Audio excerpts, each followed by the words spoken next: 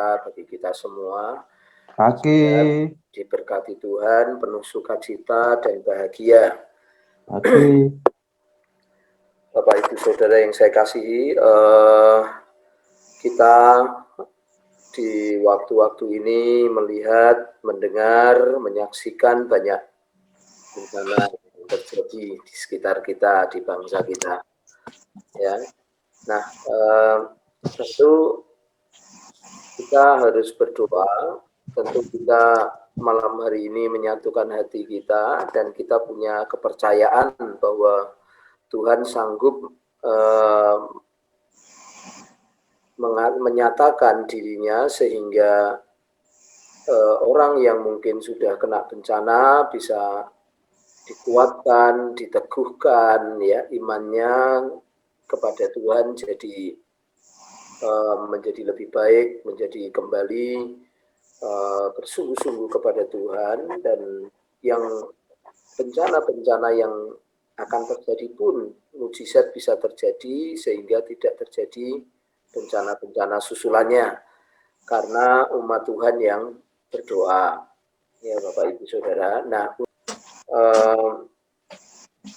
landasi doa kita pagi hari ini dengan firman Tuhan yang kita renungkan bersama-sama dari Matius 14. Matius 14 ayatnya yang ke-14 sampai ke-16. Matius 14 ayatnya yang ke-14 sampai 16. Demikian firman Tuhan. Ketika Yesus mendarat, ia melihat orang banyak yang besar jumlahnya, maka tergeraklah hatinya oleh belas kasihan kepada mereka dan ia menyembuhkan mereka yang sakit. Menjelang malam, murid-muridnya datang kepadanya dan berkata, tempat ini sunyi dan hari sudah mulai malam. Suruhlah orang banyak itu pergi supaya mereka dapat membeli makanan di desa-desa. Tetapi Yesus berkata kepada mereka, tidak perlu mereka pergi, kamu harus memberi mereka makan. Bapak Ibu Saudara, renungan hari ini kita dapati firman Tuhan dan kita melihat hati Tuhan yang memelihara hidup kita. Hati Tuhan yang bergerak oleh belas kasihan itu memelihara hidup kita. Nah, seringkali kita ketika terjadi bencana, terjadi permasalahan dalam hidup kita, ya Bapak Ibu Saudara, kita kalut. Kalut itu kita menjadi tidak concern dengan apa yang terjadi, kita concern dengan hal-hal yang sedang menerpa kita, hal-hal yang sedang menimpa kita, tetapi kita tidak berpikir, kita tidak melihat rencana Tuhan yang besar di dalam itu, di balik itu semua gitu ya. Itu amat sulit, tetapi pagi hari ini kita belajar bersama-sama ya Bapak Ibu Saudara. Nah, sebenarnya ini cerita tentang Tuhan Yesus itu sedang mau mengasingkan diri ya, sedang mau refreshing Bapak Ibu Saudara, karena dia mendengar berita saudaranya Yohanes Pembaptis itu dipenggal oleh Herodes ya. Jadi dia mengasingkan diri sehingga Bapak Ibu Saudaraku, dia ini dia mau pergi ke tempat yang sunyi gitu loh, ceritanya itu gitu. Nah, tetapi pada ayat 14 Tuhan Yesus menemukan banyak sekali orang berbondong-bondong datang kepada Tuhan ya, mengikutinya dari jalan darat. Nah, kita menemukan di sana hati Tuhan Yesus yang tadinya dia mau menyendiri, tadinya dia mau refresh itu, Bapak Ibu Saudaraku, ayat 14 menyatakan, karena dia melihat orang banyak itu, hatinya penuh belas kasihan. Ya, Bapak Ibu Saudara, jadi Tuhan melihat orang banyak itu hatinya penuh dengan belas kasihan. Ya. Lalu, saudaraku, yang perlu kita catat yang kedua selain dari hati Tuhan penuh belas kasihan adalah dia di situ menyembuhkan, ya, dia melayani banyak orang itu. Ya, belas kasihan datang kemudian menyembuhkan dan memulihkan. Nah, ayat yang ke-15 itu murid Tuhan Yesus berbicara kepada Tuhan Yesus. Wah, ini hari sudah malam ini Tuhan, gitu. Mereka belum makan, lapar, gitu. Ya, mereka lapar, suruh pulanglah biar mereka bisa beli makanan di desa-desa di sekitar sini.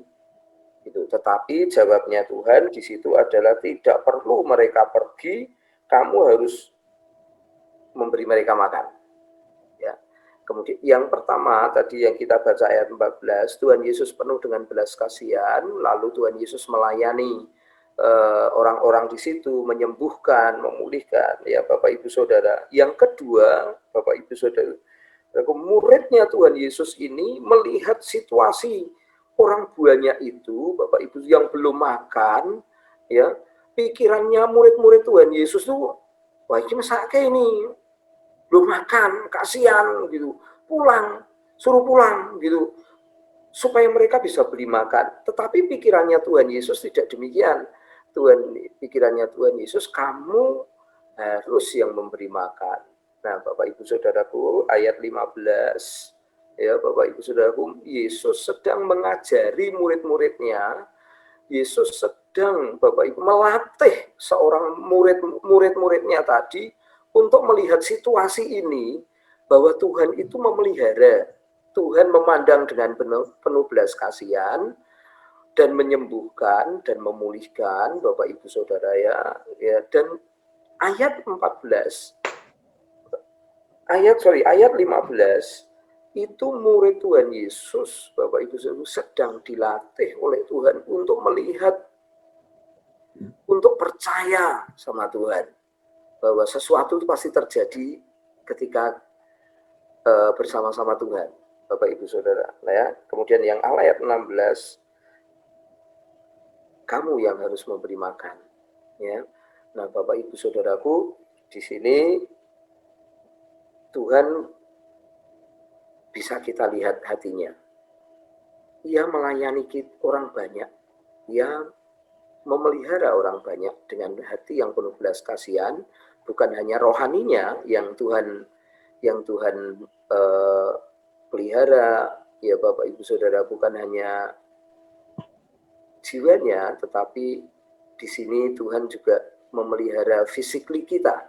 Ketika kita ada di dunia, kita sebagai domba-dombanya Tuhan ini dipelihara juga oleh Tuhan, Bapak Ibu Saudaraku. Dan bukan hanya itu, lebih tinggi adalah kelas murid itu dilatih untuk melihat hal-hal yang rohani, untuk melihat hal-hal yang tidak terlihat secara selama ini secara cara kita berpikir, tetapi murid-murid itu mulai diajari melihat bagaimana penglihatan ilahi itu, Bapak Ibu Saudara. Jadi ada 3 hal yang saya ingin bagikan di sini sebelum kita berdoa. Yang pertama adalah Tuhan memelihara hidup kita, bukan hanya rohani, bukan hanya jiwani, Dia melayani kita, Dia memulihkan kita, Dia memandang belas kasihan kepada kita, Bapak Ibu Saudara. Yang kedua adalah Dia melatih kita sebagai murid-muridnya untuk punya pikiran, Bapak Ibu Saudaraku, pikiran-pikiran ilahi, dengan cara berpikir Allah, dengan cara berpikir Tuhan untuk mencukupkan pada waktu itu 5.000 orang itu menjadi makan. Bapak Ibu, yang terakhir Bapak Ibu Saudaraku, ya, di sini Tuhan kita harus percaya Tuhan mencukupkan bukan hanya rohani, jiwani, tapi juga jasmani kita dicukupkan oleh Tuhan.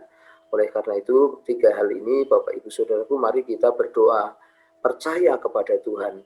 Tuhan melihat banyak orang yang mengungsi, Tuhan melihat Indonesia dengan penuh belas kasihan, ya.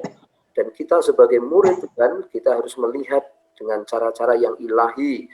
Gereja harus melihat dengan cara-cara yang ilahi. Gereja harus melihat dengan cara-cara Allah, Bapak Ibu Saudaraku, ya.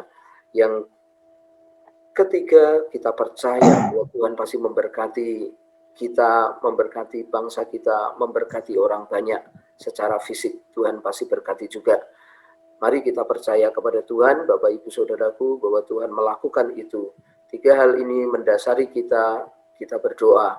Ya Bapak Ibu Saudara, sekali lagi saya tegaskan bahwa Tuhan melihat kita semua orang banyak dengan belas kasihan dan Dia melayani kita.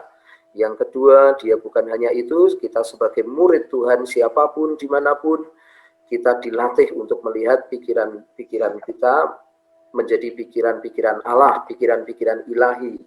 Yang ketiga, kita percaya bukan hanya jasmani atau rohani kita yang dipelihara oleh Tuhan, tapi selama kita ada di dunia, Tuhan memelihara hidup kita, jasmani kita juga dipelihara oleh Tuhan. Mari kita berdoa.